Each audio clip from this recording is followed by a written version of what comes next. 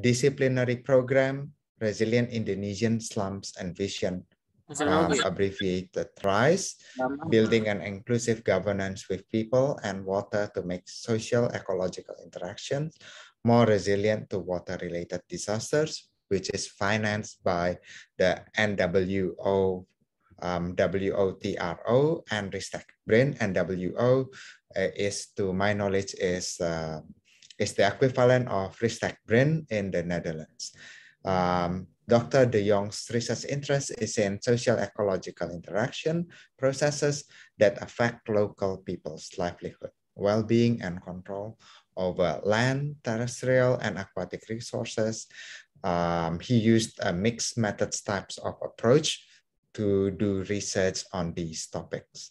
His most recent work on these subjects has been published in good journals of the field, such as the journal Sustainability, Maritime Studies, Ecology and Society, International Journal of Sustainability Policy and Practice, Critical Asian Studies, Journal of Southeast Asian Studies, Wetlands, and the Asian Journal of Social Science. He has won many research grants and projects, conducted teachings in topics such as regional specializations for Southeast Asia, research design, advanced research methods, qualitative and ethnographic methodology, and he has published many papers on the field. So there are some guidelines regarding on how things will proceed today. So first of all, now I'm going to read the tata tertib, and then there would be presentation by Dr. de Jong for 45 minutes. Then there is a 10 minutes break, and again for another 45 minutes. Then we'll have discussion and questions and answers, and then we will close at around 12 to 12:20 because we are 20 minutes late. So here is the tata tertib. First of all, selama pemaparan materi berlangsung, peserta diharap mematikan mic atau audio. Selama kegiatan ini berlangsung, panitia akan mendokumentasikan keberlangsungan acara. Apabila terdapat pertanyaan, peserta dapat menuliskannya melalui kolom chat atau bertanya langsung saja ketika sesi tanya jawab. Peserta yang mengikuti kegiatan hingga akhir acara dan mengisi survei yang dikirimkan panitia melalui kolom chat akan mendapatkan e-certificate. Materi, link rekaman, dan e-certificate akan dikirimkan oleh panitia ke alamat email yang didaftarkan oleh peserta. So, without further ado, I guess I would like to give the floor to Dr. de Jong. Please, if you would like to start your presentation. Thank you very much, Pa Edo, for this introduction. I also like to thank Pa Dekan for inviting me to share some knowledge about methodology here with some students and maybe other interested in methodology in UI. I have been introduced. I'm Edwin de Jong from Radboud University, and I can say that I am a passionate researcher. That means that I also have a passion for methodology. That's not always easy when you teach methodology in our department, but I guess it will be similar here, because methodology is usually seen as something that is quite dry and is quite structured, something that you need to learn, need to adapt, but not the most sexy kind of topic that you want to present. But in my career, I have to say, I have been coming across quite some issues, research that needs to be dealt with. And I think that's the most challenging part, the most also inspiring part, to find methodologies to get to grips with the complex reality that you come across. So as such, I have been using quite some methodologies, and I'm also teaching in the department specifically theories and methodologies. I'm teaching about mixed methods research, also social network analysis, of course, ethnographic research, interviews. I give interview training, focus groups, oral histories. And I'm also teaching about comparative methodology. So at least I know a bit about methodology, and I like to share something specifically today about social network analysis, introducing a little bit the difference between qualitative and quantitative, because as I understood, you are basically trained in quantitative research, and understanding issues on qualitative issues requires a little bit of a mind shift. And for that, I like to give a short introduction about qualitative research. Can I show the PowerPoint or? Yeah, this is the bumpy road that I usually show my students because research is usually like a bumpy road that the one day you think you have the best research in the world with your breaking kind of information, and the other day you think it's not going to work at all because you don't meet the right people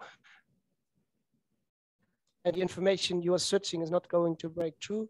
So that's why I think research is not only a process like in quantitative research, but you also have to be creative as a researcher to use different kind of terminologies. I wouldn't call it a kind of toolbox, but I would rather have a portfolio of research techniques and methods that you use in a complementary way to finally achieve the data that you want to collect.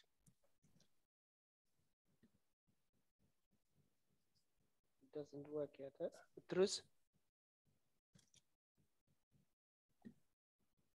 Yeah, so I want to start off with a little introduction on what qualitative research is, and specifically in relation to quantitative research, before I arrive at the background and central concepts of social network analysis, before I can explain more about how you collect network analysis kind of, network data. You need to know a bit more about concepts that are applied, and also before we talk about methodology. So I want to introduce that, what it really means, what social network analysis is about. So first, I'm not sure that you are going to respond. Usually I ask my students, what is the difference between quantitative and qualitative research? They can imagine that it might be difficult to respond by Zoom. But in case you want to respond, feel free. At any time you can interrupt me. If you have a question or something is unclear, please feel free to do so. So what is the difference between quantitative and qualitative research? There are some people that have been thinking about it. Quantitative research, I assume that you're more or less familiar with it. You're searching for general regularities, correlations. It's basically about larger number of cases which have been quite representatively sampled.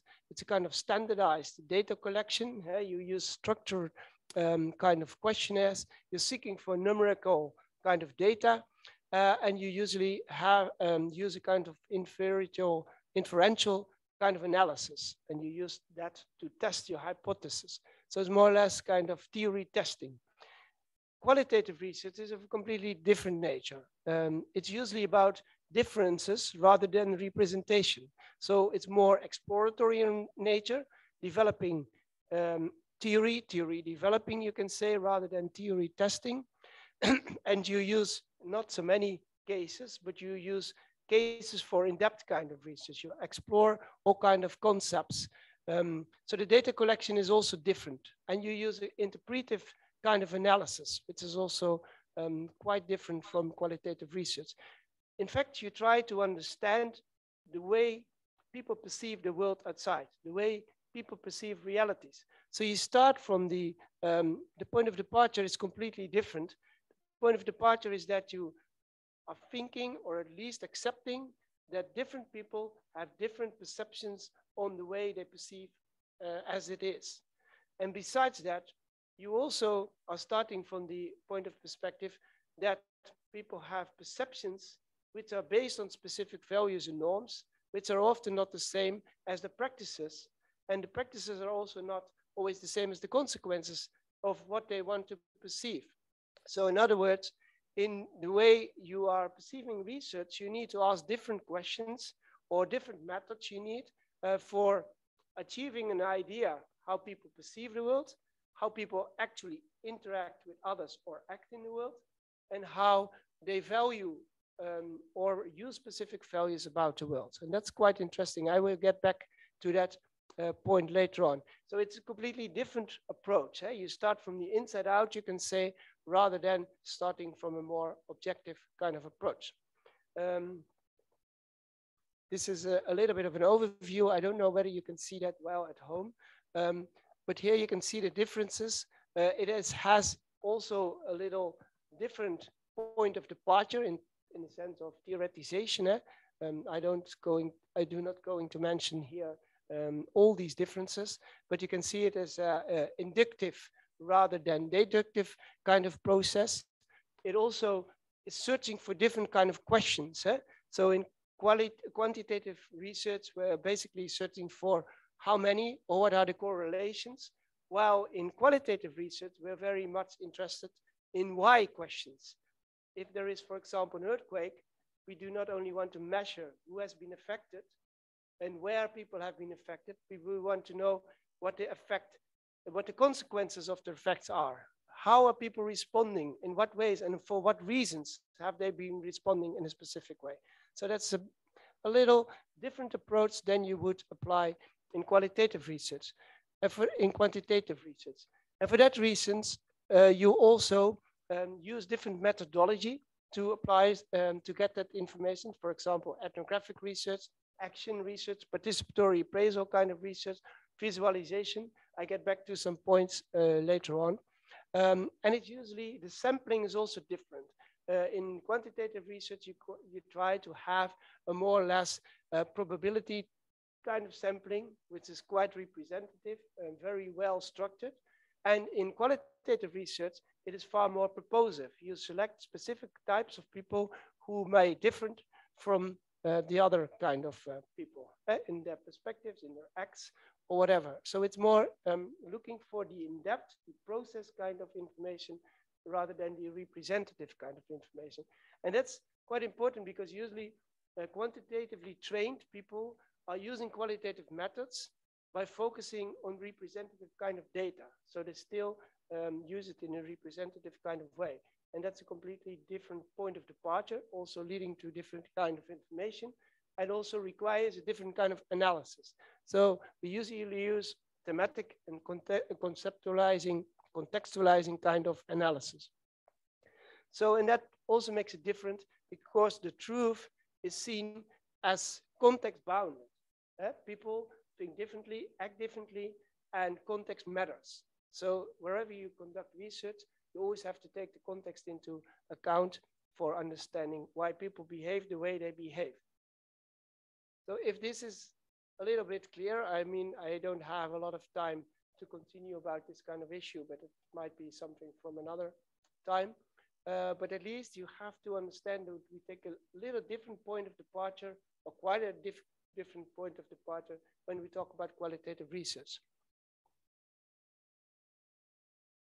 So if we talk about social network analysis, we have to think a little bit more what social network analysis is about.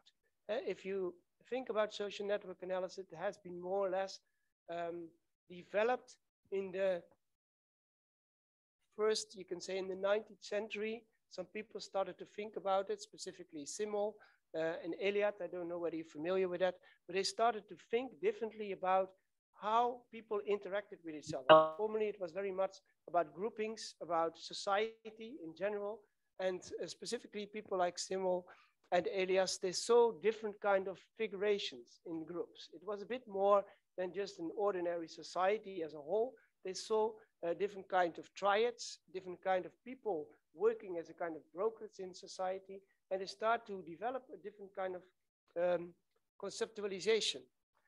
After that, some other people you might be familiar with, Milano, for example, they were very much focusing on classrooms, and they found that these classrooms, people individually in these classrooms, students, you cannot only understand them by focusing on the classroom itself, but you have to know a little bit more about the family background. So this was the first time they started to develop these kind of sociograms, you could say. You might be familiar with sociograms, I don't know, but they started to see which people were influencing, shaping the students' behavior. So by understanding that, you understand a little bit better how they behave in the classroom and also in interaction with others.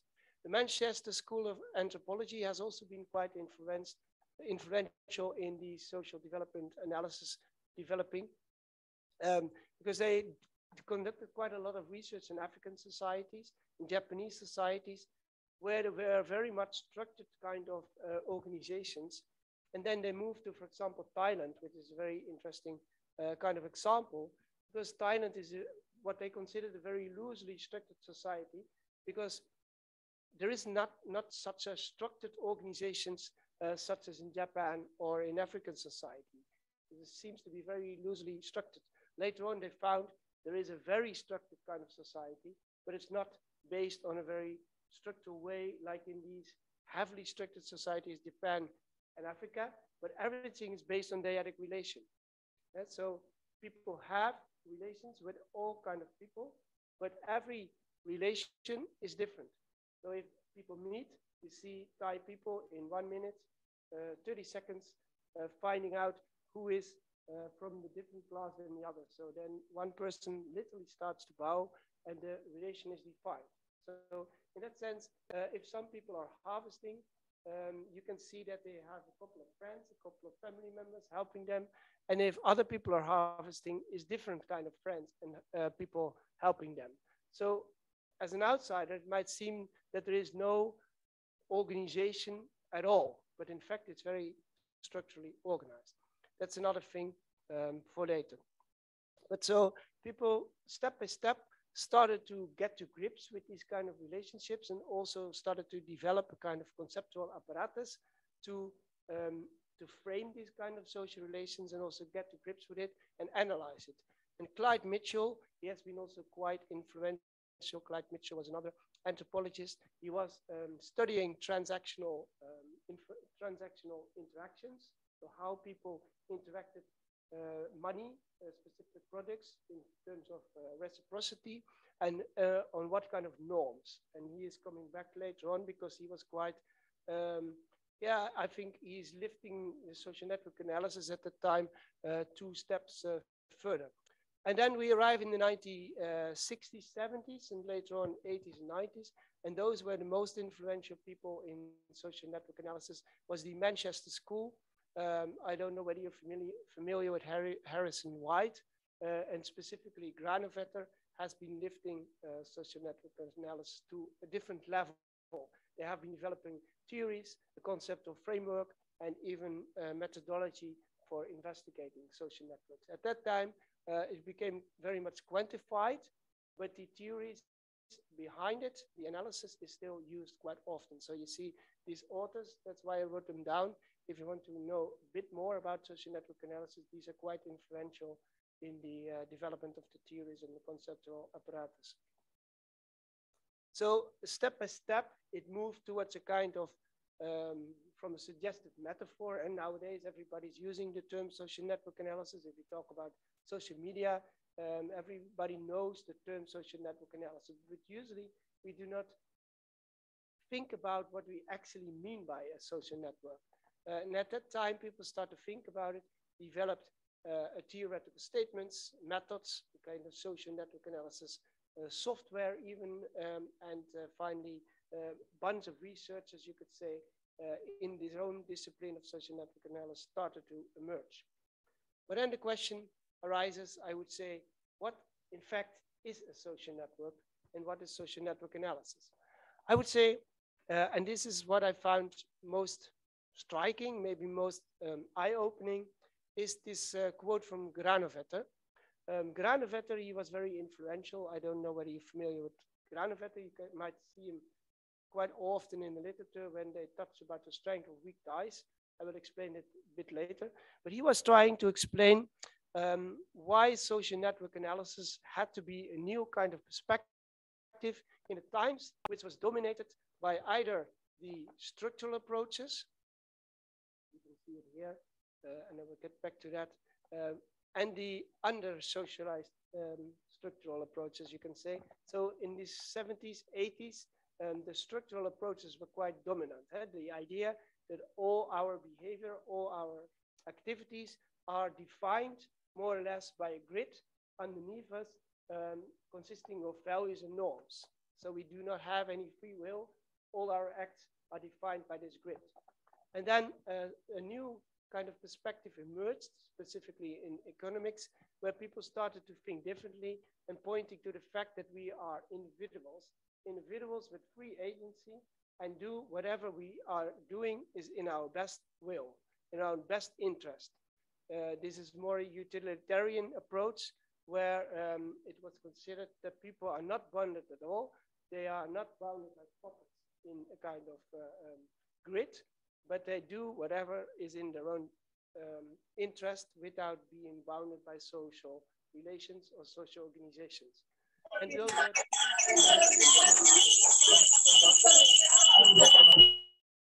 okay. And those were two completely different, radical, you can say, contrasts. The one explaining activities, acts, and practices, you can say, completely by a grid, and the other saying, no, people do whatever is in their own interest. They always follow their own desires, and there's nobody who's bounding them. And then and that's, I think, that's the most interesting one, that Granovetter was saying, in fact, both are wrong, because both start with the atomized individual. You can see it here, or I hope you can see it here. The first is saying, okay, there is a kind of matrix defining whatever they're going to do, and people are not having any free will. Everything is defined by the matrix of values, norms, law that define how they should act. And the other one is saying that, okay, there's individuals, and they decide completely by themselves what they want to do and how they act. And Granovetter said, he called this the over-socialized perspective, and this is the under-socialized perspective. Right? So you can imagine why he came up with these terms. And he said both are wrong because they always look to the individuals as atomized individuals. Atomized means there is just one individual as the point of departure. But rather, Granovetter said, what is in fact the true acts, practices, he was talking about economic acts, but you can also call it social or psychological acts, are always embedded in social relations. So he's saying that this is the basis of why people act. It's always embedded in social relations, and in fact, the overall structure of social relations. Otherwise, you are again atomizing the social relation itself. And so it is a little bit of a twist in perspective. I don't know whether you can understand that, but first, whether it's a kind of over-socialized or under-socialized approach, they always take the atomized individual as the point of departure for understanding or investigating why they act.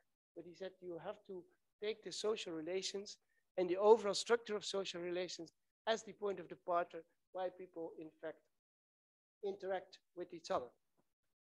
If this is not clear, please let me know, because this is quite important to understand this for understanding why social networks are important. So the seemingly contrast between the over-socialized and under-socialized perspectives are both hiding the fact that they focus on the actions, practices of atomized individuals, rather than individuals as embedded in social relations or the overall structure of social relations. So that's why the unit of analysis in network analysis is not the individual, but an entity consisting of a collection of individuals and the linkages between them. The linkages, you can see it as a kind of channels in which something is interacted. Sorry to disturb you, Dr. De Jong. I get messages that your voice is volume is too little. Can you perhaps maybe speak louder, or you need to have your mic kind of close to your mouth, okay, like this. Once the mic is about this this way, the voice would be too little for the audience. The Okay. presentations is all clear, though. We can see it all very clearly, all good. Okay. Can you hear it better like this? Yes, and a little bit louder. Then I have to scream nearly. Sorry. Okay. Right. Yeah, the central concepts. What is a social network exactly? Yeah? If you have understand this is this great. perspective, This is great. if you have understand this perspective, you have to understand what a social network is about. What a social network is not so difficult. In fact, a social network is just seen as the set of relations or ties that exist among actors. And actors can be individuals or can be corporations, can be organizations, can be more than the individual. And you can see it if you look to this painting, for example, as this drawing, the actors are considered as the individuals, and the ties that are between the individuals, the set of ties, including the actors, are the social network. There's one thing I need to point out. There is a differentiation between the tie and the social relation. The tie can be seen as a plain channel in which something is interacted, like material aspects, money, for example. And the social relations are the specific collection of ties of a specific kind. So, for example, a family relation, or a co-worker relation, or a friendship relation. So it's quite important to make this differentiation to also understand later on what is specifically going on in these social relationships. So maybe a couple of concepts more before I move to the social network analysis is the dyad. I try to explain in the Thai society that everything is related on dyadic relations. The concept of dyadic relation is often used if it's about two actors and the relationship between them. So it's just a kind of a set of two actors who are bounded together by one social relationship. A triad is usually used in more quantitative research, not so much in qualitative research, that consists of a triangle of three different actors who are bounded by each other. For the moment, I think you can forget about that. A group and subgroup is sometimes used to show where a group of people are bounded together in a social relationship, but that's also with some caution. Now we get to the point where we are going to differentiate social relationships. And that's why I think it's important to know a bit more about social networks and social relationships at forehand before you can investigate it. Because it's rather complex. Of course, you might know that in interaction with your friends, you know, it's always not straightforward, or with your family. But social relationships can be mapped. That's what have been discovered by some people as grid of ties that involve both content, form, or it is sometimes depicted as structural characteristics. And I will try to explain that. Because if you are going to conduct a social network analysis, it's often neglected. People ask questions, okay, who is your best friend? Who are your best friends? What kind of interactions do you have? But in fact, there's so many things going on in these ties, you can say, that if you do not ask the proper questions, the data is useless. Where some people will talk about content, some people will talk about form, some people talk about characteristics, and some people talk about the actor's characteristics, which we call attributes. So I try to unravel that a bit with you, together with you, to show how you can develop that and later on into a kind of methodology for really step-by-step investigating the social network of people or actors.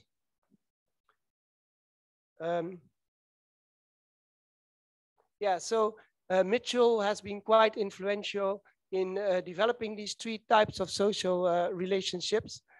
He differentiated in terms of in terms of the content. He differentiated between three different types. And the most obvious one that you might all know is the exchange or transformation of material resources. That can be money, that can be products, can be goods, all kind of things that are tangible, you can say.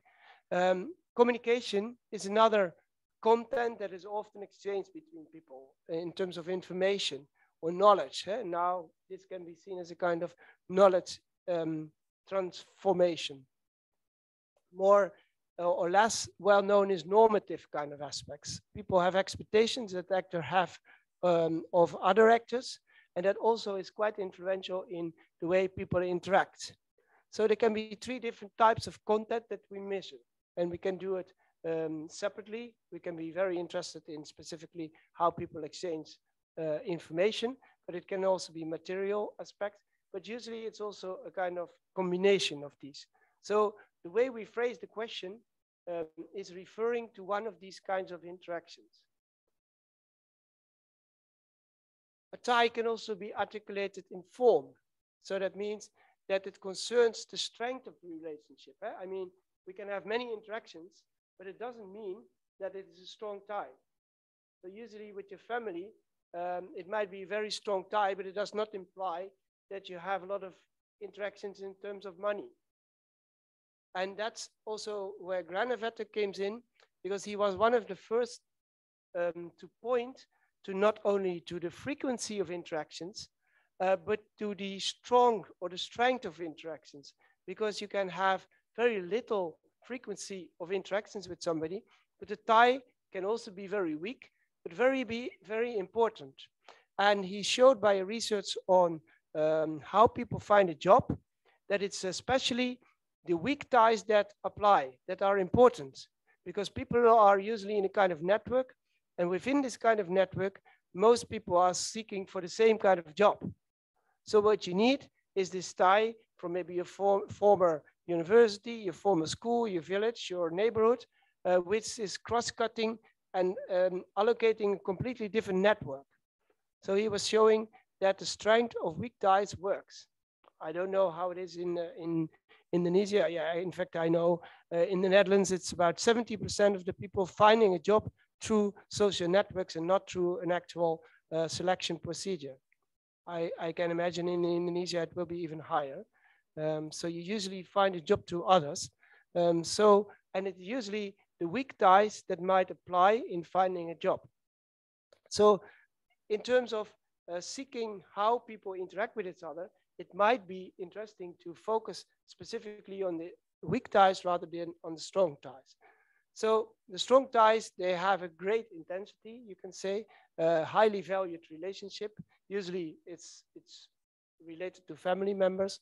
And the weak ties can be people that you have been meeting sometimes, not very often, but still can be very useful. And this relates again to the, I don't know whether you're familiar with that kind of literature, but with social capital. Social capital is the idea that if you do not have direct access to capital, like money or knowledge, you might have indirect access to friends, to other kind of relationships that help you. That became very prominent in the 1990s for measuring poverty, that people might be seemingly very poor because they don't have a lot of income, but in fact, they have a lot of access to capital through other people. So there's where social capital or social networks became even more prominent. And that was especially because of these weak ties. And of course, we can focus on frequency. That's what often is also done. But to my opinion, frequency doesn't mean much. Of course, the more frequency you have, the stronger the tie might be, but this is not necessarily a correlation. Direction is another part. We can also focus on how ties are directed to each other in terms of power, but then also in terms of horizontal and vertical. And we saw that, we discussed that yesterday when we went to Johor Bahru, one of the slums in Jakarta, where lots of people have a lot of horizontal relationships. That means with family members, with friends, people in the same neighborhood. And those are usually strong relations. And in case of crisis, in case of a funeral, whatever, people are might quite easily get some funding, some support from these other people. But this is very small, but enough and helpful. But in case of a real disaster, for example, in case of a natural disaster, when all people are affected, those ties are useless. So then you need different ties, specifically what we call vertical ties. And these vertical ties might be with other memberships, family members living elsewhere, and more importantly, with, for example, political parties or LSM that might help you. And in development studies, these vertical ties have been seen at a certain moment as most dominant in providing development to people. So searching for what they call bridging and bonding ties. So meaning that you want to connect these people in a slum, for example, to another group of people which are of a higher kind of rank, having better opportunities, more capabilities for providing access to goods or income, for example.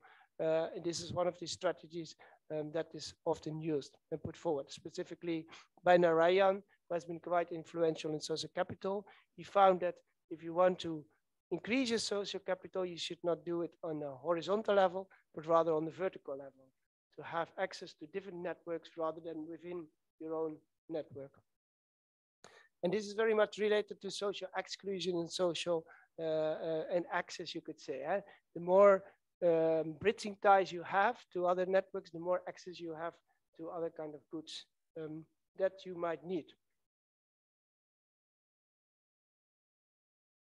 And then you can also see relationships in terms of multifunctional or multifaceted. Relationships are often not only a channel for exchanging material support, but it can also be the same channel can be used for political support, sometimes even for cultural support, and sometimes even for different types of support in terms of healthcare or whatever.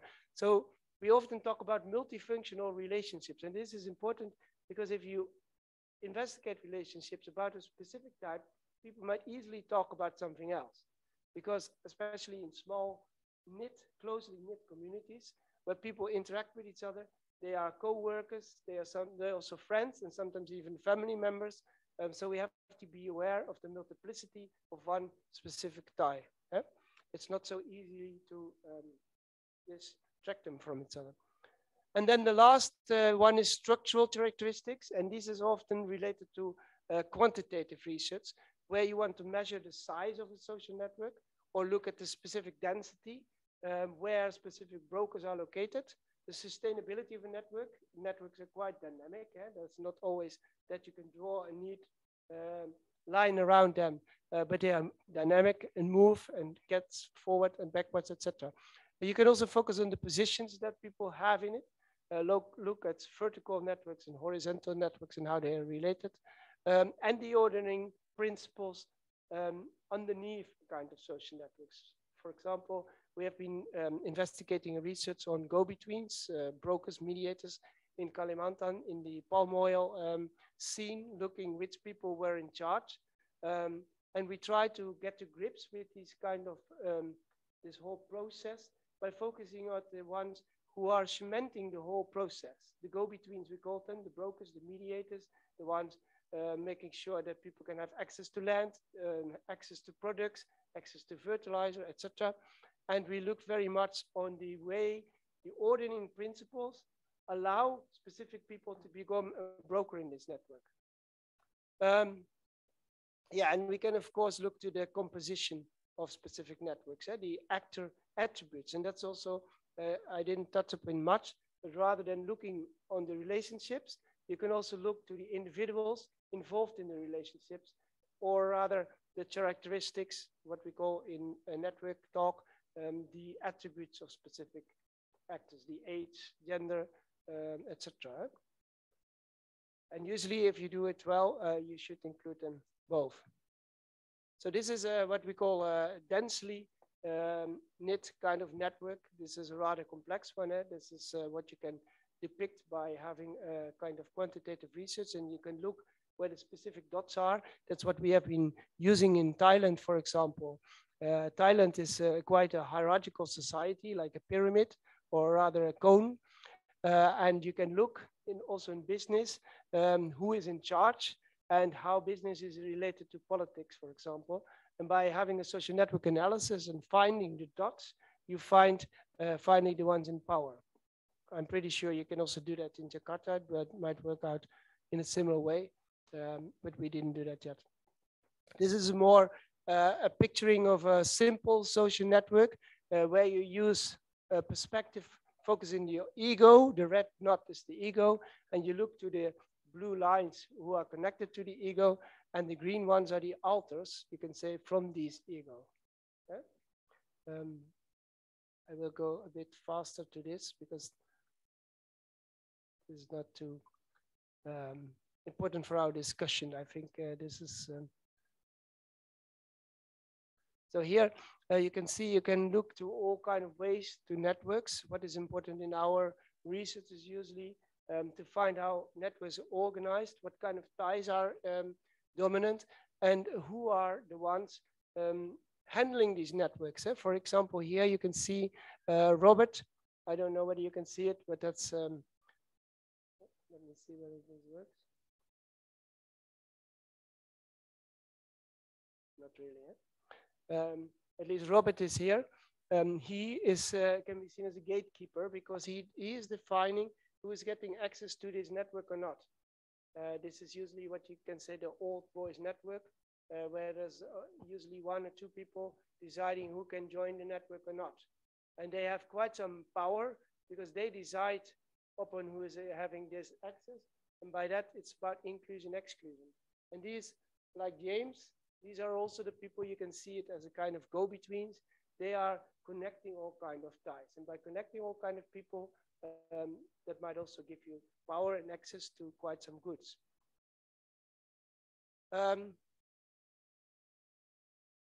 Yeah, that's maybe another thing. Networks are usually depicted in a very plain way.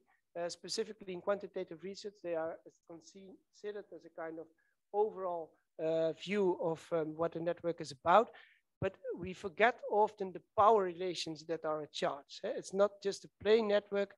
Every relationship involves power. Even friendship is sometimes not always about cooperation, but also sometimes about conflict. So we have to keep that in mind, that there's also power in charge.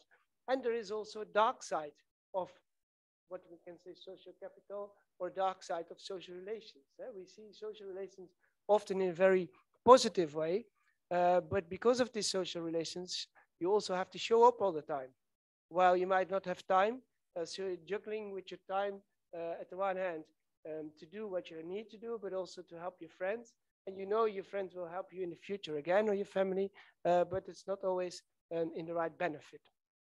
So we have especially some people in social capital have been talking about bowling alone, that we are not always using these social networks in our benefit. They also have a lot of pressure on what we want to do. Yeah, then maybe one of the most difficult questions is in social network analysis, if you imagine that most of the people are connected to each other in the world by about 10 relationships, you can imagine that it's quite difficult to find the boundaries. How are we going to demarcate the networks of our relationship, of the networks that we are investigating? So you can see here that the respondent burden is when collecting structural data about a specific network, is that when you have, for example, 50 kind of alters, so you ask the person to name 50 kind of respondents, he's already mentioning having already thousands kind of alters. So it's increasing rapidly. So if you want to conduct a proper research on somebody's network, and you ask all these questions about all the alters numbers, it increases very quickly, and you arrive at a couple of thousands of people to which they are connected. That will be quite a task, you can imagine, quite energy and money spending. So we have to think clearly what will be the point of departure of demarcation. Where are we going to demarcate a specific network? This is quite easy if you have an organization, but still we have been discussing this here. For example, if you want to understand a specific organization, it doesn't mean that the organization is bounded by the administrative boundary, because people act also because of the influence of family and also because of the influence of friends. So it's quite difficult to understand. And there's two, or there's in fact 7 strategies, but you can say there's complete network data versus personal network data. I will explain that a bit more. Complete network data can be if you are interested in a specific classroom and you just take into account the children, maybe a little bit of the parents, but that's about it. Or a specific LSM or a specific multinational company, which is not too large and you can easily include all the people you want.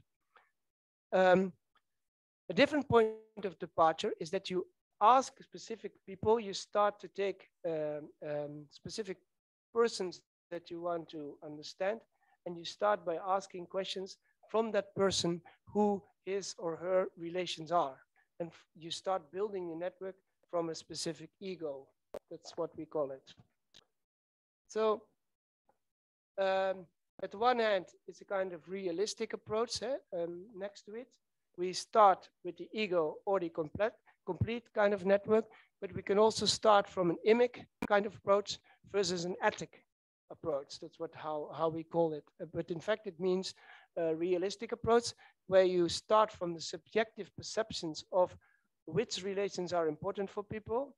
So that doesn't mean that we as outsiders define what is important, but a person himself or herself defines the relations that are important for him or her.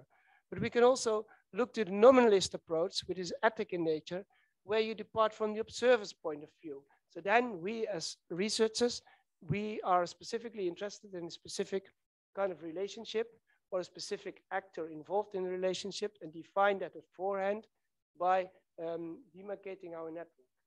So for example, we can be especially interesting in the lecturers in the psychology faculty who are teaching quantitative research, and we want to see how they share their knowledge and how they connect with each other, for example.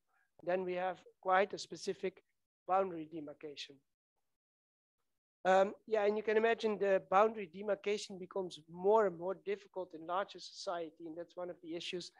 I don't think we have time to talk about it much, but if we take into account that people nowadays interact with each other not only physically, but also in cyber worlds through social media, how are we going to deal with that? That's another question that you might think about during the break. I would say we have a 10 minutes break, and then we continue again. That's fine to you, Edo? Okay. So let's have a break for 10 minutes, and we will continue again by 11:16. Yeah. Okay, fine. All right then. Then see you all soon in 10 minutes time.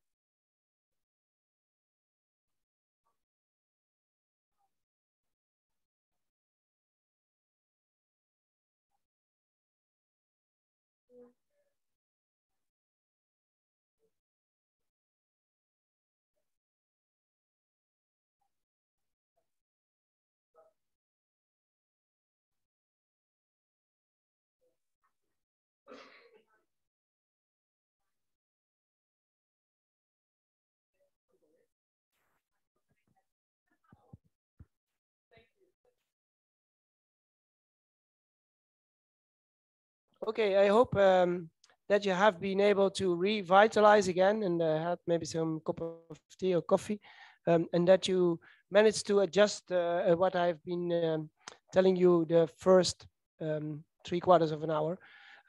Then we get back to the most SUSA point in the social network analysis is, like I said, demarcation. Although it's difficult, there are some strategies. The first strategy is that you can focus, I think that's the most easy one, you can focus on actors' attributes. So you're interested, for example, in a specific organization, and you can look to the membership that the people have at the organization. Or you can look to position or specific gender or religion, specific attributes. Participation in events is also not too difficult. You are interested, for example, in how people and what people participate in a specific political agreement or a political kind of regulation development. And then you follow some specific meetings, some rapats, to understand who are involved. And then the demarcation is more or less the people who are meeting in these specific rapats. Another one is that you focus on a particular problem, a reason for example, a specific condition that might be in charge, which demarcates who is involved. For example, a specific problem on the issue of climate that needs to be resolved. And for example, the roundtable of sustainable palm oil. And then you look specifically to the people who are involved in this roundtable and interacting with each other to solve the specific problem on the local level, for example. You can also use the relational character of networks, so the content of ties. So specifically being interested in a family network. Those are the most easy part, I would say. And that is what you can use as a complete network data, where you find a demarcation around a specific group of people interacting with each other, while the boundaries are defined by those 4 different, and they are not necessarily related. You can opt for one of them, but you have to give and think about the argumentation why you choose one. Strategies for demarcation of an egocentric network might be a bit different. You can look from the direct contact of a focal unit, so what they call the first order zone. You can depict it in, if it's not too low, you can see it. This is the ego, and you can be specifically interested in the relations to an ego of a specific kind. And this is what we call the first order zone, because those people, those relationships are usually close to the ego. You can also take the indirect contact, what we call the second order zone, where they are the alters of the ego that might be indirectly related, but not necessarily. And you can go step by step a bit further in this. And that can be, basically it's emic, but it can also be ethic, in the sense that we are specifically interested in a typical kind of relationship. So you always have to think at forehand, how do I going to demarcate the network? You can, of course, approach the network by in a kind of empirical way. So you investigate in a specific neighborhood who is in charge about specific power relations. It's a kind of snowball sampling, but you have to at least think about who should be included and who can not be included. Otherwise, you end up conducting a social network analysis for years and still do not have the data that you're looking for. So it's very difficult, but also very necessary to start thinking at what you are going to investigate in terms of social relationships, ties, actors involved, and how are you going to demarcate it. And that's maybe the main message, although social networks might seemingly very simple. Lots of my students also approach it in that way. Oh, I'm also going to conduct a social network analysis. I asked this some people, what kind of relations they have, what kind of interactions and which are important. But like I try to stress all the time, if you ask these questions are important, are people talking about form? Are they talking about content? And what kind of content? Are they talking about structural issues? And are they talking about specific individuals, or about the relationship itself, or about the channel? Yeah, so It might be a lot of things, and you don't have to remember all these things, but at least try to think at forehand what kind of relations and the overall set of relations. I usually talk not about a network as such, but talk about relationships and the network of relationships, because that makes a difference.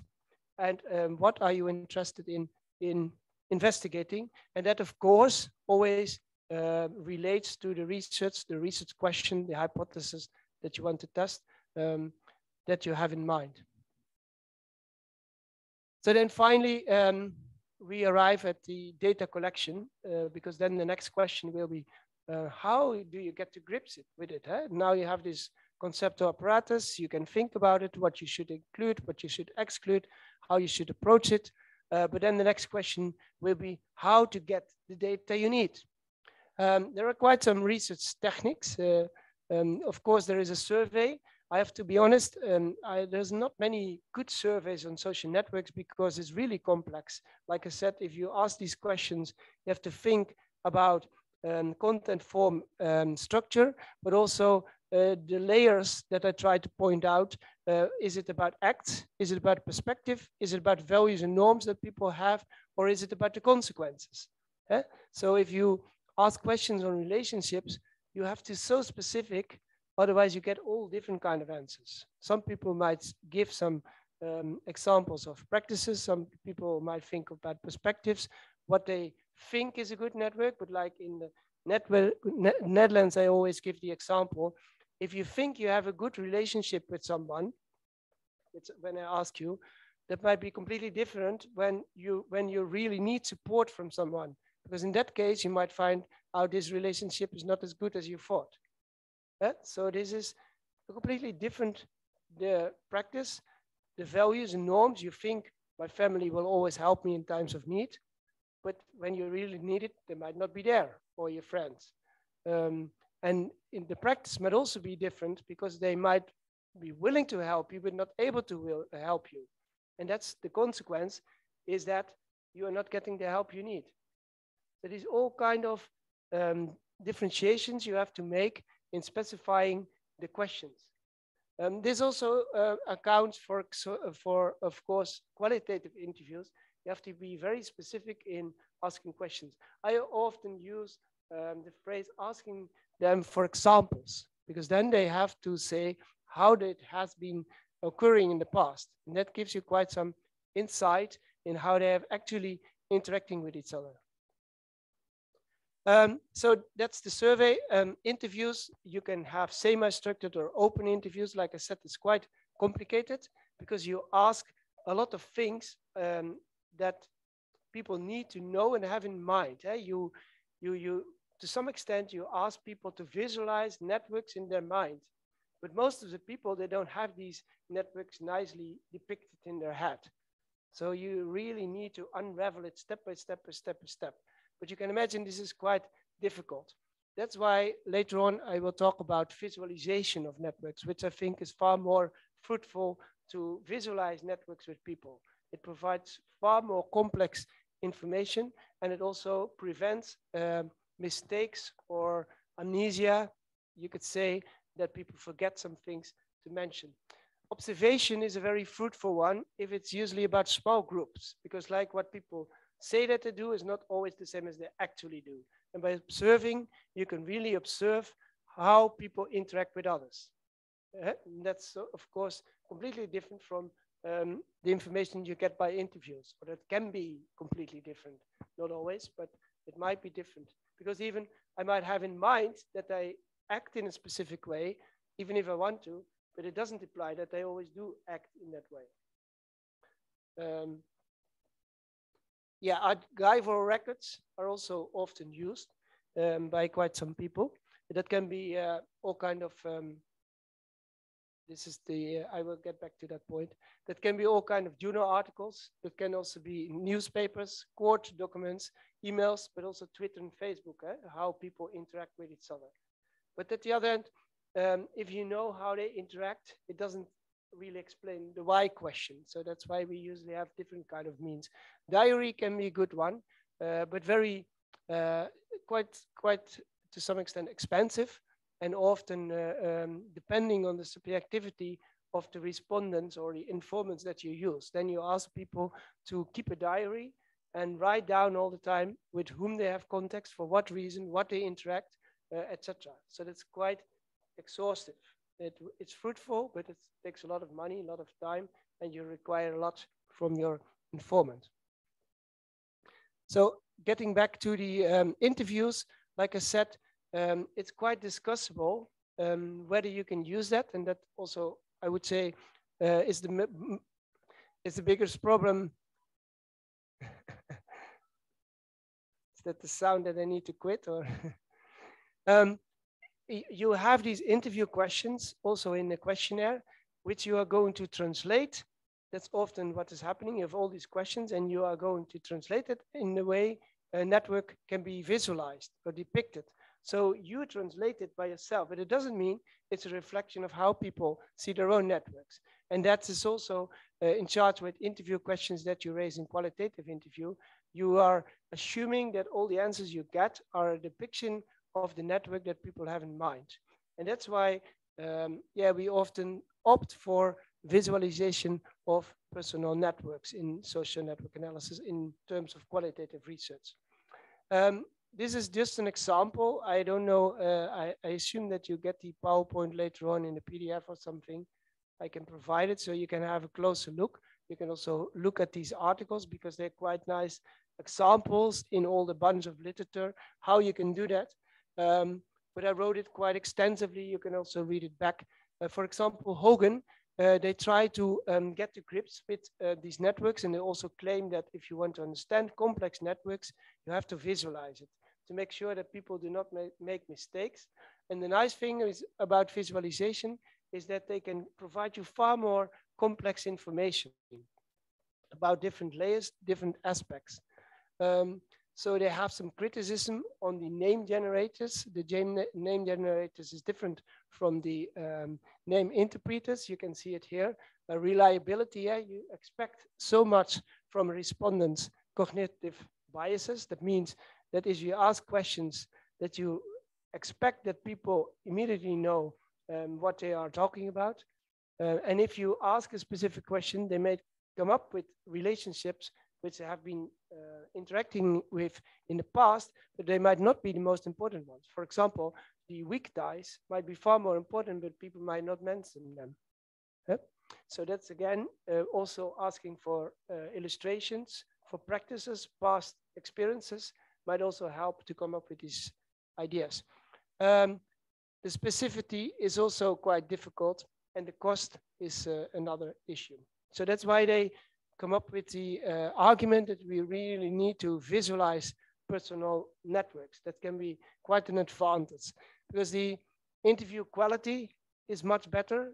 You involve it, and by using paper, you can say people enjoy it. If you use paper and you ask people to draw the network, it also provides you a network the way people perceive their own network.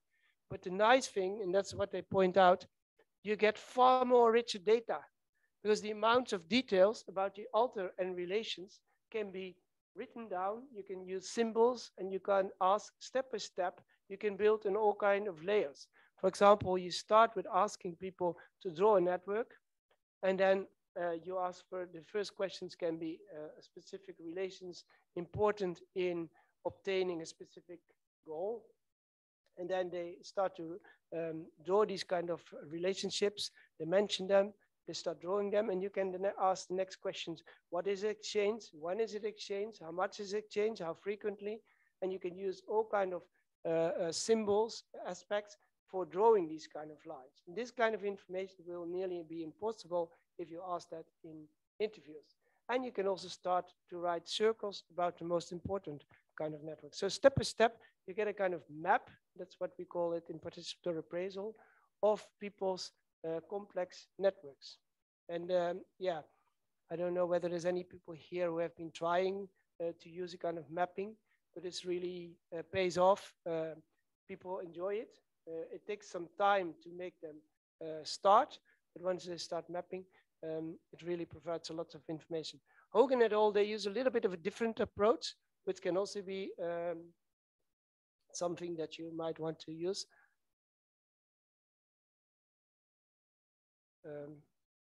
Here you can see it well. So they use this kind of approach for asking people to write down to whom they feel close to. And then they write down the people from whom they feel little close to, or less close to. And then they start to ask them to give them a hierarchical number which they feel most closest to. And then they start to, you can do this with Post-its, for example, but also with this paper. And then they start to draw them in the kind of order zones. And people themselves, the egos, you can say, they put them in a specific order zone and start to show how people are related to each other and how they are more or less bounded by a specific clique. This is a very specific kind of methods which can be used in combination with software. And finally, you can visualize how people are related in a kind of network. The drawback, I would think about this, I will get back to that, is that you, by asking people to think in these order zones, you still ask people to think in a specific way that you decide as a researcher at forehand how to perceive a specific network. I will explain that pretty soon. So mapping in personal network visualization is often used by using genograms. Are you familiar with that?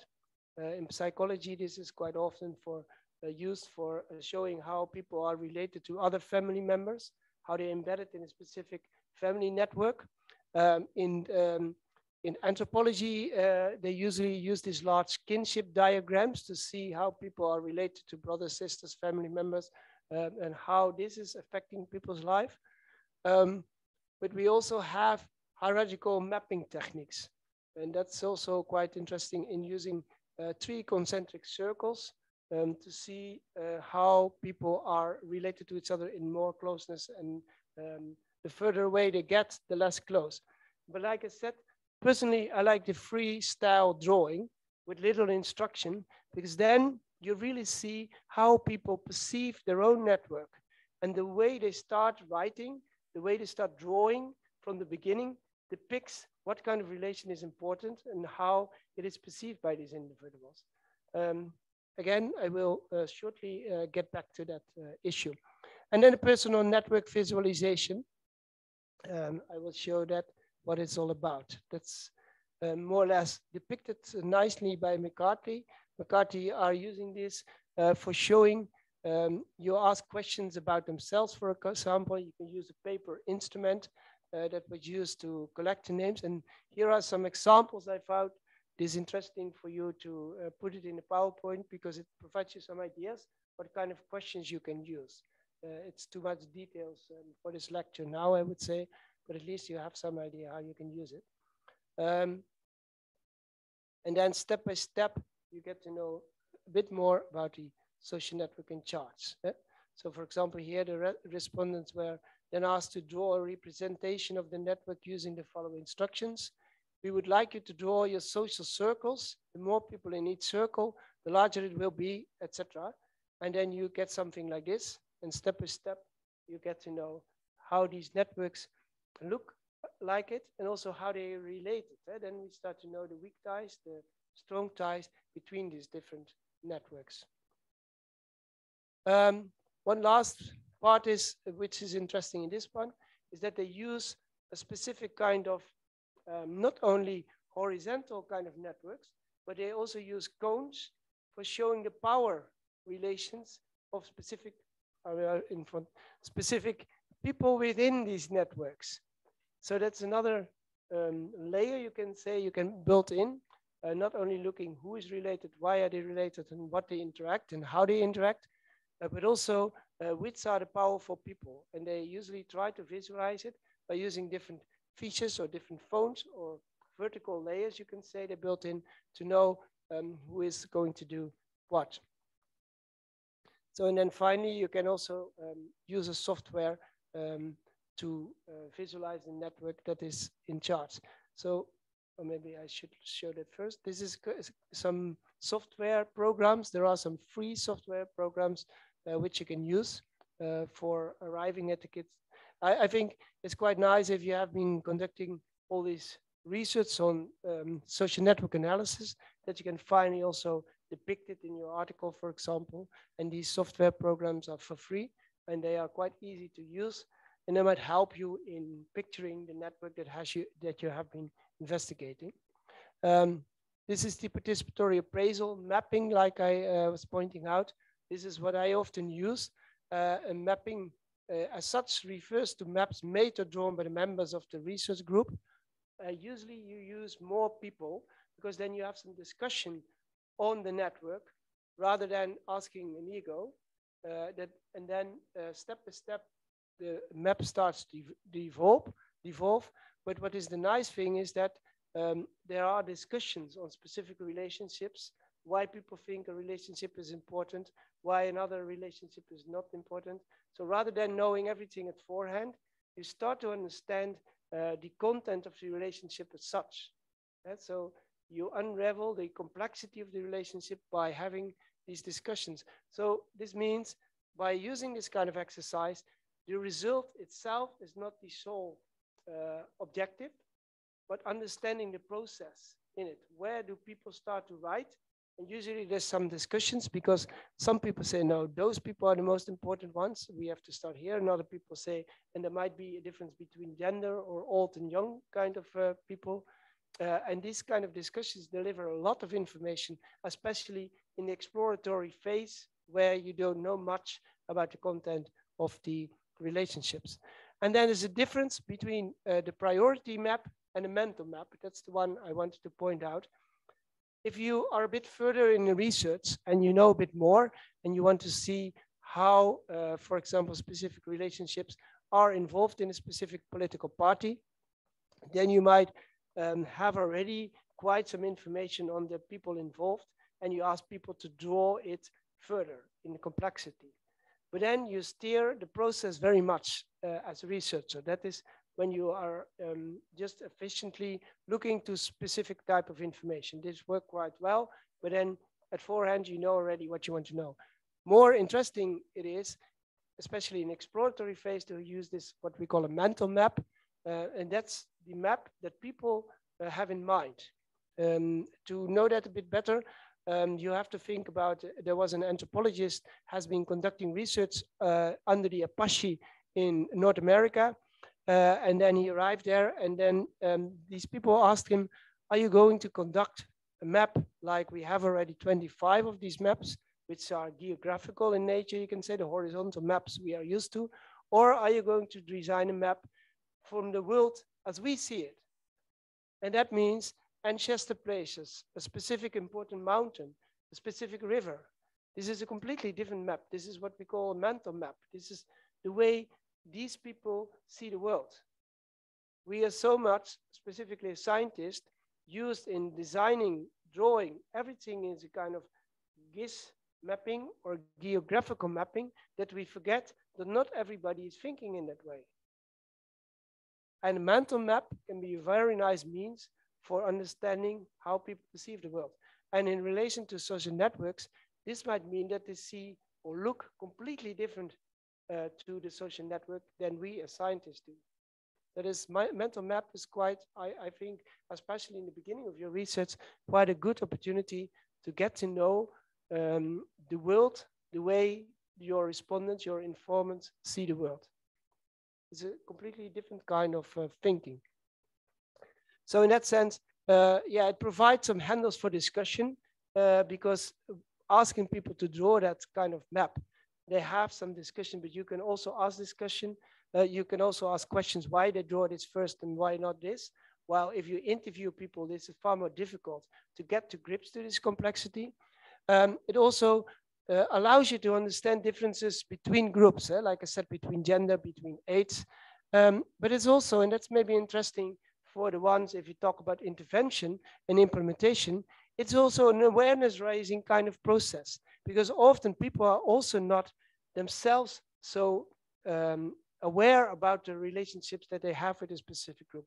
If I ask you immediately now to explain your network for me in just 10 minutes, it will be impossible, because you also have to think about very deeply, okay, I'm interested or I'm related to this person in this kind of network. So step by step, the network will come about. So it's also awareness raising kind of process, talking about bridging networks, making people aware about what the bridging ties can be, what the nudge can be, the different, the broker kind of persons that can be of interest, might help you to use this kind of approach.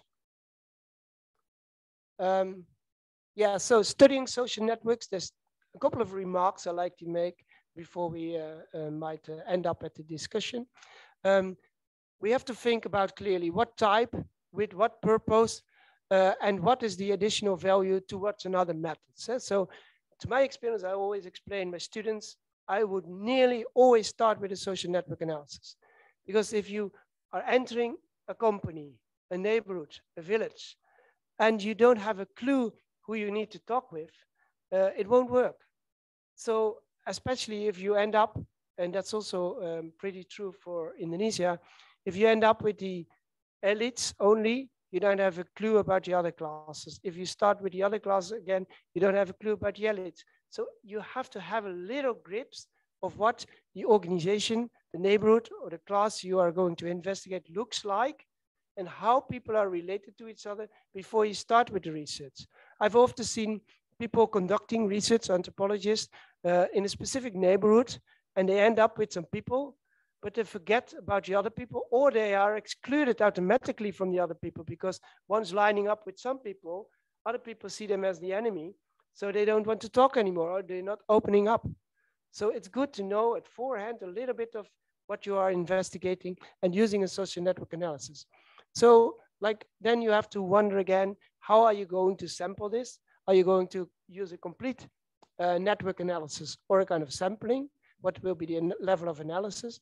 And how you define the boundaries, that's like we discussed. Are you going to use the research unit? How are you going to demarcate the network under investigation? And what are you precisely going to investigate? That's my main point for today, I would say. Networks are so complex that you have to think clearly about what to investigate. The content, structure, form, etc. And why. And then the operationalization, that's the other point that I want to make. You really have to think deeply, although you need to do that nearly always if you apply specific questionnaires and interview guides, but deeply about how to phrase questions, because like I try to stress all the time, if you ask just a question, what relationships are important for you, they might come up with so many different things and the data is useless. But this is maybe a lesson that at least I try to provide to my students always, is that if you have an interview, be aware whether you ask a question that points to an act, a perspective, a value, a norm, or a consequence. Yes, so for example, if you are talking about a marriage, and if you marry before law or before a religious court, you always swear or at least promise that you will take good care of your spouse. And that is on the basis of some specific values and norms and sometimes regulations. But in practice, it does not always happen that way. And the consequence might be that they are not taking good care of each other. While the perception in society might be our marriages always work out well. Nobody is doing harm to his spouse. So there are different layers, and you really have to understand and think about it. The way you ask the question to someone leads to this kind of answer. The act, the perception, the value and norms that they have, or the consequence. And then the operationalization. So what kind of things you want to know, how you're going to measure it, what kind of terminology are you going to use for asking these questions? And then, of course, as important as well, what kind of research methods and analysis are you going to use? I tried to stress in the beginning, the qualitative versus the quantitative methods. I'm quite a fan of using mixed methods kind of research. They might add to each other, but think about the differences between them and also the different perspectives, but also the different modes of methods and analysis. So finally, a couple of things to stress. is the danger of studying predefined communities. You always have to see, in Indonesia is quite a good example. The administrative units, often we opt for example, a neighborhood or a village, but we have to understand that the administrative neighborhood might be of a completely different level than the actual social organization or the actual social interactions. Because usually, especially in Indonesia, but also in other countries like Thailand, the administrative boundaries are designed artificially. They're not necessarily matching masyarakat. The masyarakat might be cross-cutting the administrative boundaries. So if you take the boundaries of a neighborhood as a kind of bounded whole, boundary marker, it might make not any sense because most people might be interacting with other people in another administrative neighborhood or another unit. So think clearly what is, and that's why I think you should start with a social network analysis to have a little bit of a grips understanding of what the boundaries should be about. Whether you can use the village neighborhood or the village administrative as the point of departure, or whether you should maybe look far beyond the administrative of the village, but take two villages or at least the borders in between it. I don't know whether you can see these differences, but social networks are not necessarily bounded by administrative boundaries, and that's what you should take into account. And then the ambiguity of relationships. So there can be so many different relationships. There can be cooperation, but there can be conflict. And sometimes there is conflict as well as cooperation in the same relationship. So be aware of that. Changing nature of social relationships. You might be thinking about a social network, but social networks change. Social relations change. They are dynamic. You might see it in your own life. Sometimes it's also related to a specific life cycle. Your past friends might not be your friends anymore. You make new friends. So your network might change. And social relations, and that's the most, I would say, prominent discussion nowadays, are not longer necessarily local, nor national. If you look to yourself, most of you are coming from outside of Jakarta. You might have relationships with former friends, with former family members, and also with other students living elsewhere, which are not necessarily related to the locality that you're living in. So they can be supra-local, you can say, beyond the local, but they can also be, and that's the interesting point, also offline. Sometimes you have friends you've never met. They are friends online. So the networks, what we would say, become sometimes hybrid. And the social, and that's the most difficult part, but I think also the most interesting part, is that networks become also blended, what we call. And that's what we have to think about clearly, because people do not only interact with each other physically, but also through social media with the same people. So if you only take into account how they interact with each other in physical life, in real life, you can say, we might miss all the other interactions that they have through social media means. Usually what we see, I don't know how that goes in Indonesia, to be honest, although I can see there's so many abbreviations you use in the social media that might easily lead to some friction, tensions, because people might not understand you well, which is different than in daily life, where you know exactly how people interact, you can see how people react. So we have to think, if we think in terms of social networks and social relationships, what are we going to take into account for understanding a specific topic? This is maybe rather a point of discussion because it touches upon a completely different, I think this is pretty much related to what we are going to discuss in the winter seminar. So that might be a good opportunity to join in and see what we are going to discuss. This field of research, which is changing from the real or the actual to a kind of hybrid kind of field. How are we going to get in touch with this kind of issue? I think that's about it, what I like to share with you for today. And thank you for your attention. And I hope that at least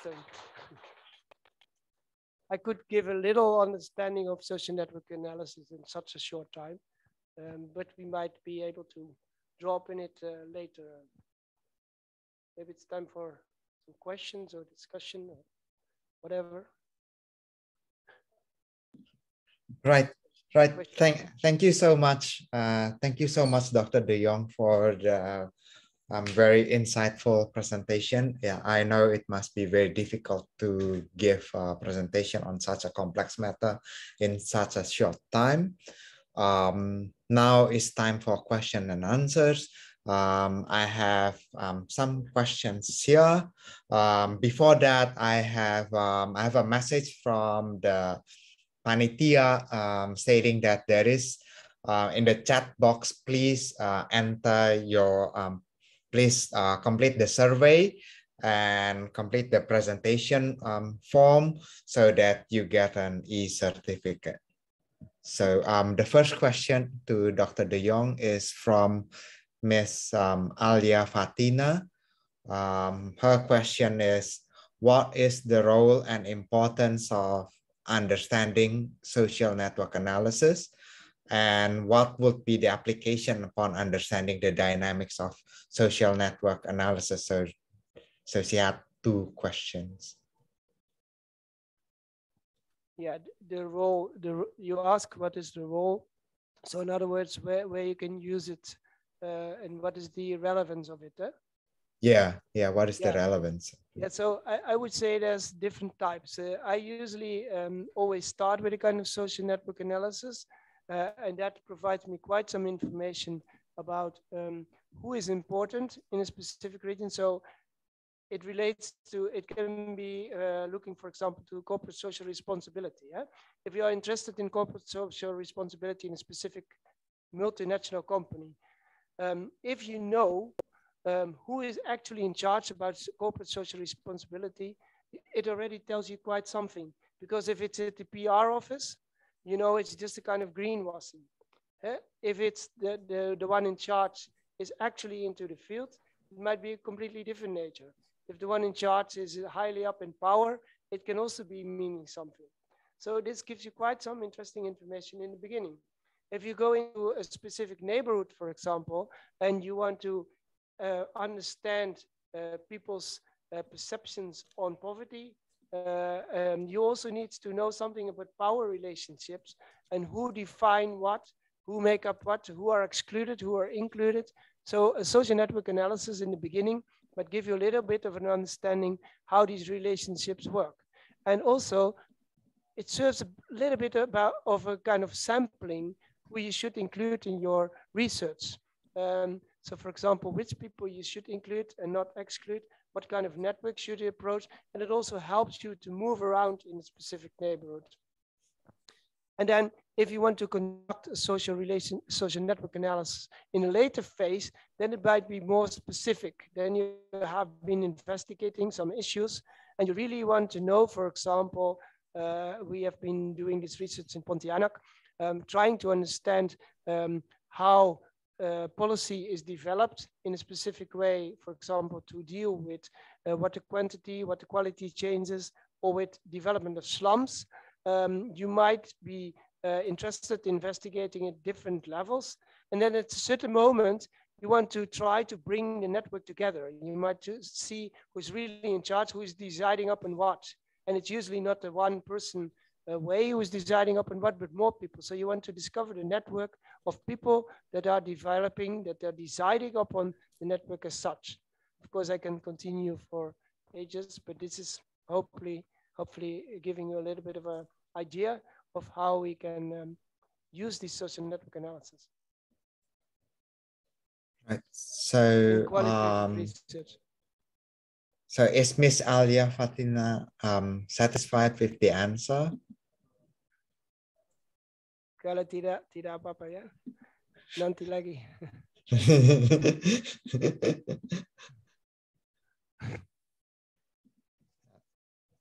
Yeah. Right. Then maybe the next question. I've collected 4 in total. So this the second one is coming from Dr. Sianipar, Mbak Agnes. She wanted to know whether the use of social network analysis for qualitative studies will also include network properties, such as homophily and social contagion or influence. Oh, that's a good question. Yeah, like I said, if you define it at the beginning well, it can easily include all these kind of issues. But it depends on the social network analysis that you want to apply. Yeah? So, like I try to show, you cannot include all these aspects because it will be far too complicated and will be far too complex, and it reaches you to nothing because it leads to all these kind of information which might be very complex and very interesting, but not necessarily answering your question. So I want to say that if you want to conduct such a research, you have to specify it very specific in the beginning. But I don't know whether she can give an example of a research to continue with that. But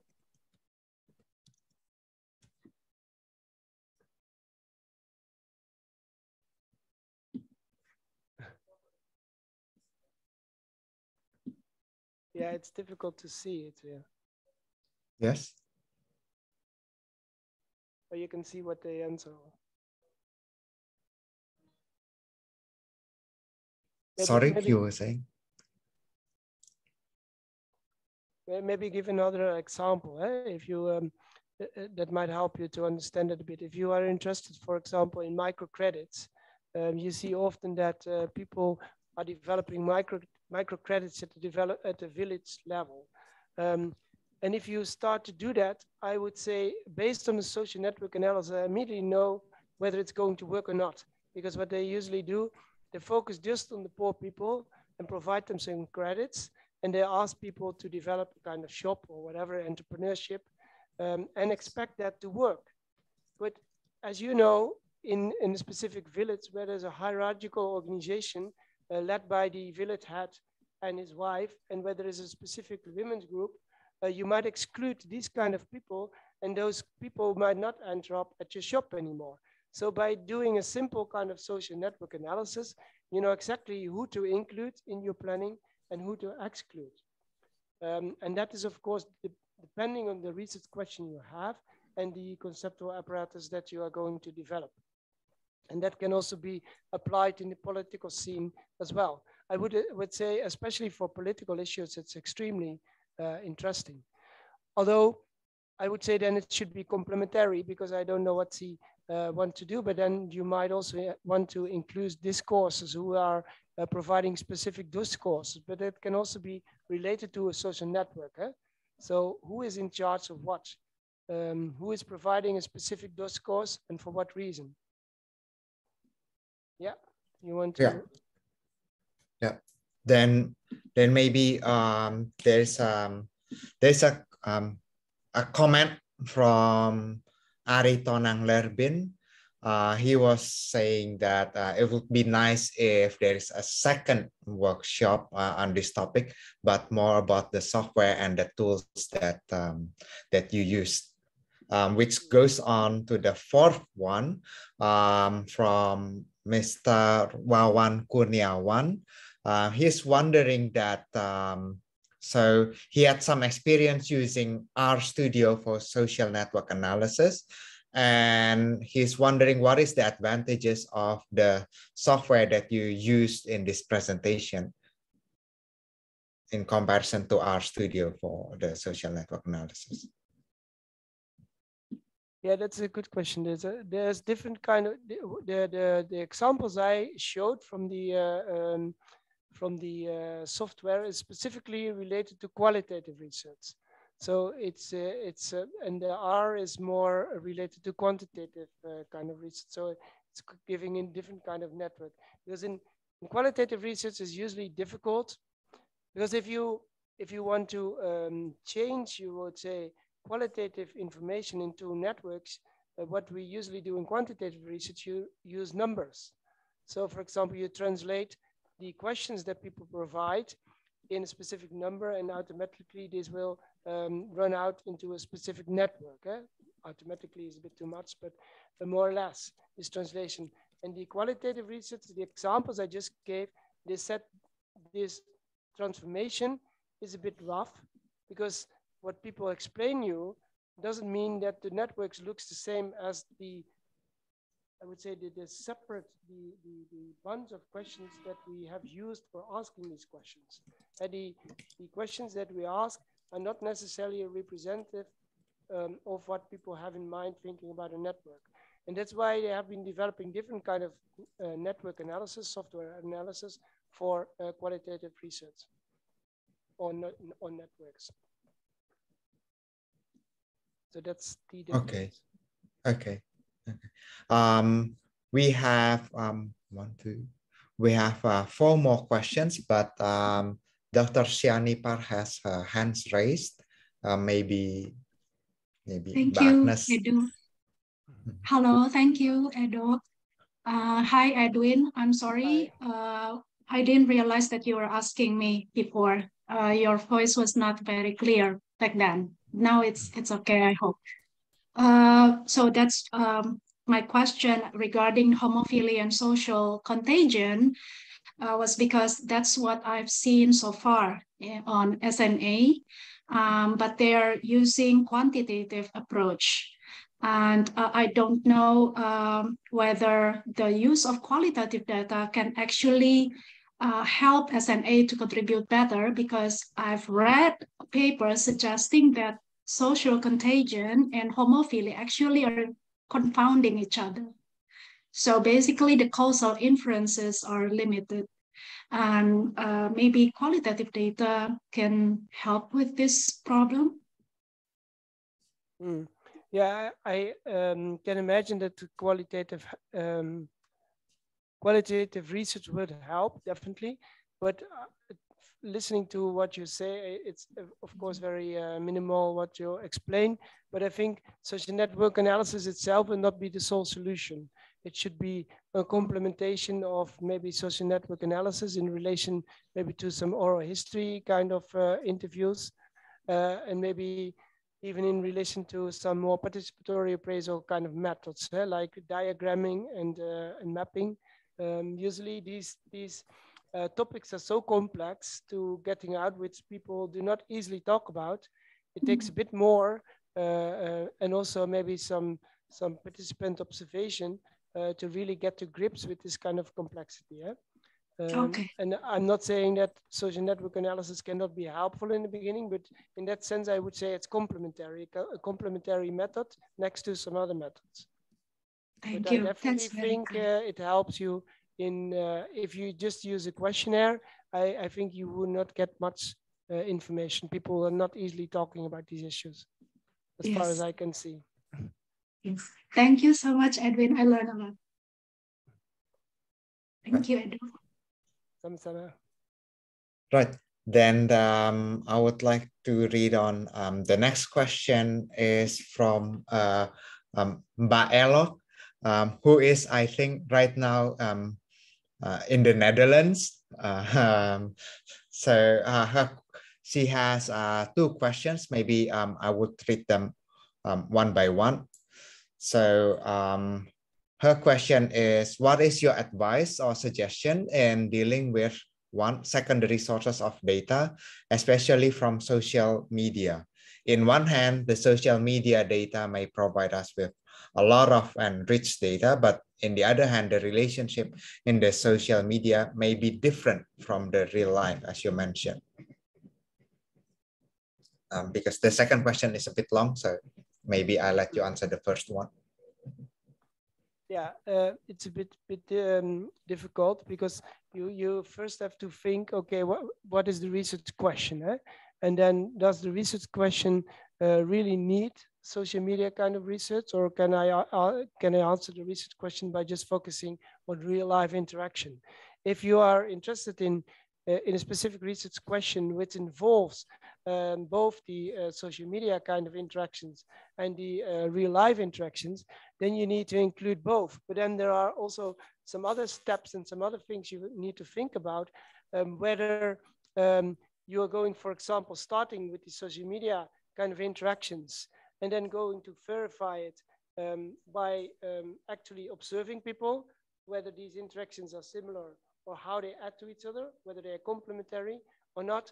Or you start from the physical kind of social relations and try to see how the social media is adding to this kind of information. And then again, you have to ask yourself how I'm going to investigate these social media kind of networks. Would it be based on having interviews, or maybe being part of these social network kind of analysis? That's also happening quite a lot. So you become, as a researcher, part of a Facebook group, and then you interact together with these at the same time observing them. Or there are group discussions among people on social media, and you participate in these group discussions. So there's all kind of questions that needs to be answered first in relation to your research question before I could say, okay, you should turn that direction or the other direction. But the main importance is in the beginning that you start to think about the field, the research field, in a blended whole or hybrid. Sometimes some people call it hybrid. It depends a bit on how you see it. Blended means more or less that it goes back and forward, that the physical and the social interactions are so much intertwined that you cannot disconnect them, that you really have to do both, understand both.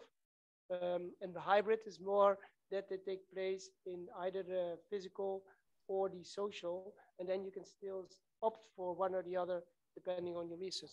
But more and more, and especially in this Corona times, that's why we also came up with this winner seminar in October. I think it's in October, November in Jaya.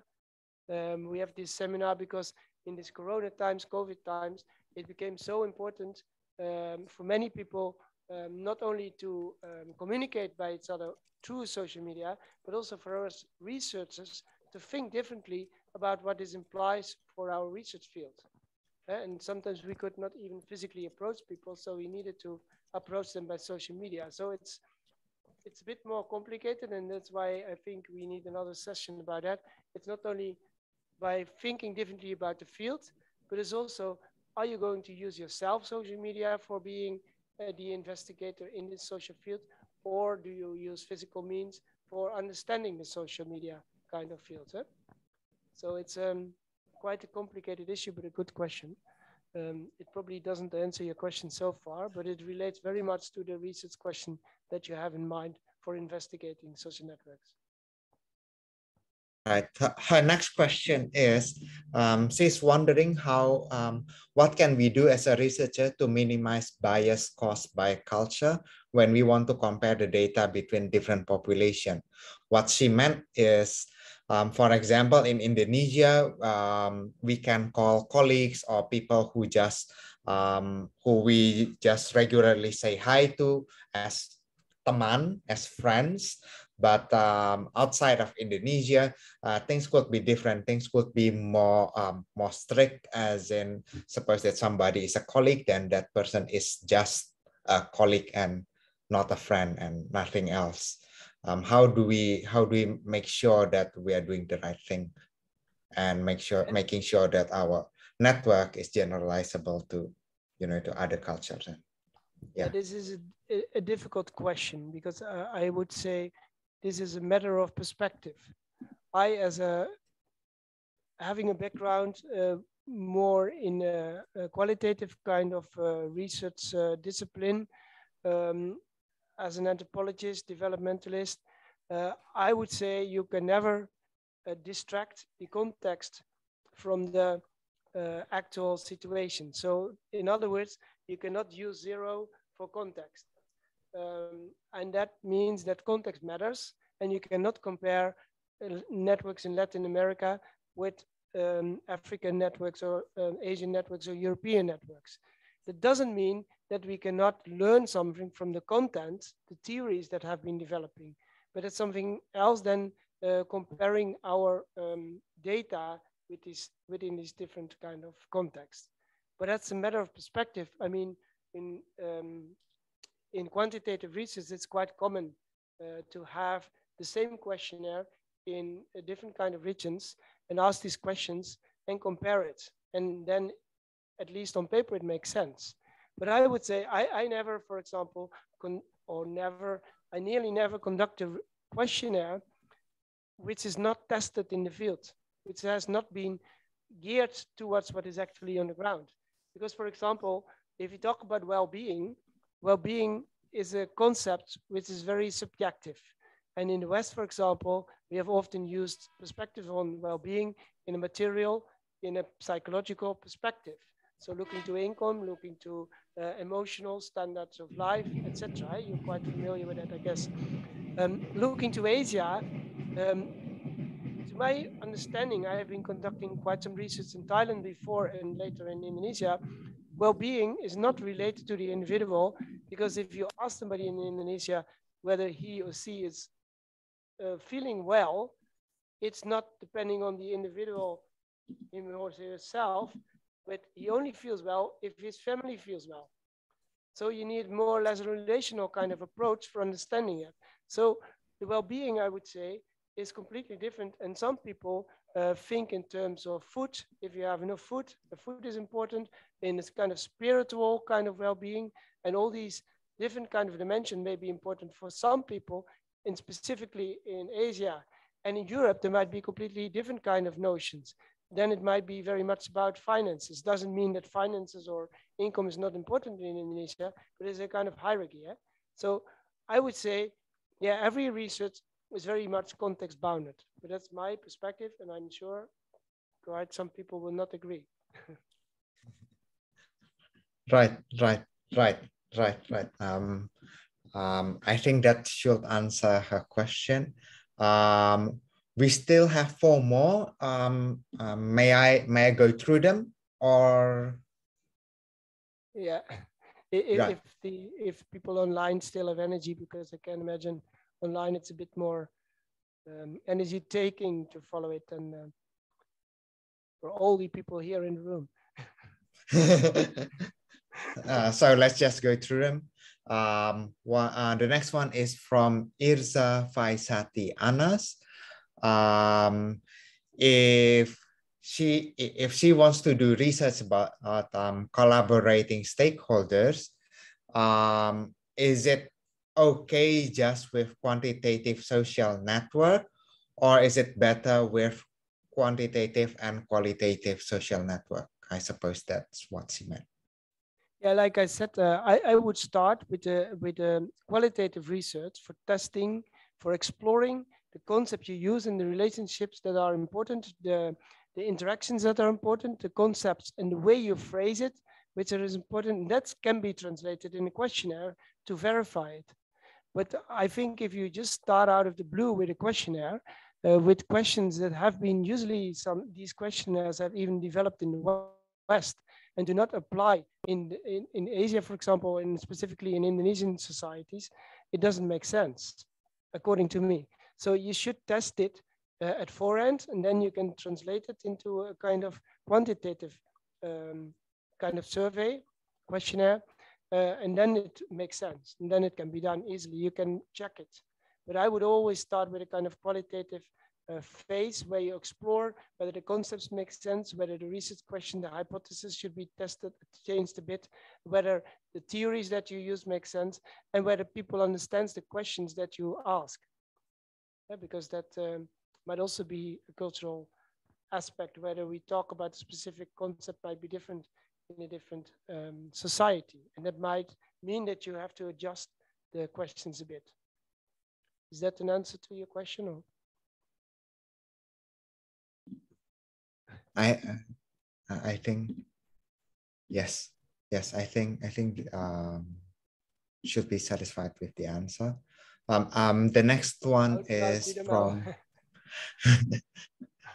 the next one is from Mbak Meli, Melia Christia. Dari Belanda, yeah. Dari Belanda. Dari Belanda and back to Indonesia again. She's wondering if about the possibility to make social network analysis working as a snowball in data collection. For example, in one area of a neighborhood, we start with one person and then continuing on with another person doing snowball data collection. Is that a possibility to do social network analysis with snowball data collection? Yeah, snowball sampling is quite a good method to start with a kind of social network analysis, but then still you need to have in mind a little bit of how you're going to demarcate it and how you're going to relate and focus on specific interactions.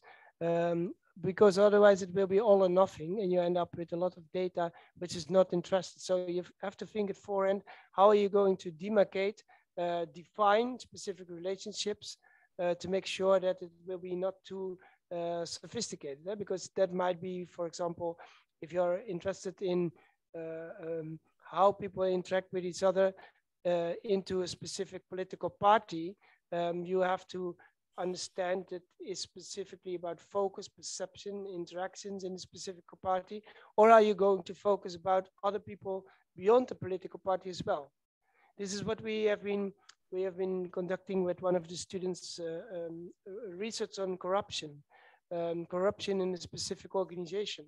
And then you have to see that if you just take the organization as a part, it doesn't really make sense, because most of the corruption is taking outside and is related to friends, to family that are working outside the department.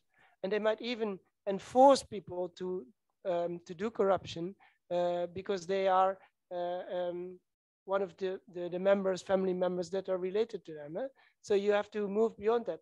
And I think in that sense, the snowball sampling is quite a good way to sample who you need to include, but at some extent you have to demarcate it. Otherwise you can keep on snowball sampling for ages. And you also need to know a little bit where to go with the snowball sampling. Otherwise it might lead you to one specific group and you might exclude the other group. So it is helpful, but you need to do it also in complementation with some other methods. For example, mapping in the beginning, how people are related, to know where you need to go with your snowball sampling. Also to avoid the effect that you exclude an important research group. Right. I think that's the key, is the demarcation and the definition, which relates to the next question by Ms. Yulistriani. How to minimize ambiguity of relationship in social network analysis? And the answer to that will be the demarcation and the definition too. Right. Yeah, so that's true, because if there are, so especially in complex societies, like for example in a village, more or less everybody is related to each other, and they are usually related to each other by co-villageship, or let's say in an airway, for example, but also sometimes friends, and also sometimes having the same job, sometimes joining the same organizations, the same arisan, sometimes even 7 arisan. So it's very multiple kind of organizations, and in some organizations they might be very good friends, and in others they might be more conflicting. So you really need to think deeply at forehand what the focus will be about, unless you want to especially focus on the ambiguity of relationships. That can also be one of the researchers. But if you want to minimize ambiguity, you have to specify at forehand, or think at forehand very much, how you're going to define that. And that might also mean that you conduct the social network analysis on different phases, in the exploratory phase, and then further develop it, and then develop it again, etc. That's making it more clear. Yeah, I think so. That's clear. Yes, thank you. That's she said it's pretty clear. Yep. Then last question is from Professor Suraya Afif from FISIP UI. Her question is, what is the limitation of the quantitative ways, and why do you think that the gaps from the quantitative analysis would be better approach using qualitative approach? Yeah, I think I stressed it in the PowerPoint that the limitation is that in quantitative research, there's 2 things maybe. The first is that you translate the questions. So first, what you're going to do, you have your theory, then you operationalize your questions, and you expect that people understand the questions you ask and give an answer to the questions you are asking. And then you are going to translate this kind of information into numbers and you're going to visualize a network that might not be in relation to people, how the way people perceive the network. I, for example, been conducting a questionnaire in Thailand, and we had a discussion with some academics about this questionnaire because they said the way you frame the household is not making sense. Because if you have all these categories, this is not matching the reality in a Thai village. So we have a discussion for 3 hours, what it should look like. And then we ask them, okay, but how should we translate it? How should we operationalize it in such a way that it's relating to the reality that we come across? And then they said, oh, tidak usah, because they know exactly how to answer the question. And that's often happening with questionnaires. We ask, but also with qualitative interviews, you ask a question and the question you ask will be answered. But it doesn't mean that this is exactly the way, the problem, the way that people think. So we are very much geared in such a way. And that's, I think, the difference between qualitative and quantitative network analysis. If you ask these questions, it might be a very interesting research, but it might not be matching the reality of people's life. And usually by combining, for example, qualitative and quantitative network, I think it leads to more valid and reliable kind of data, and you prevent for making these kind of mistakes. Again, it's not saying that one method is not good or better than the other. It just leads to different results. For example, with quantitative network analysis, it might lead to far more dense information of how these networks look like and who are the denses in the knots, you can say, in specific networks, which you cannot easily identify by qualitative network. But if you use them interchangeably, that might prevent you from making these kinds of mistakes. Right. Yeah. Right. She said that the answer is enough. Yeah. Right. Right. Tidak cocok tapi cukup ya.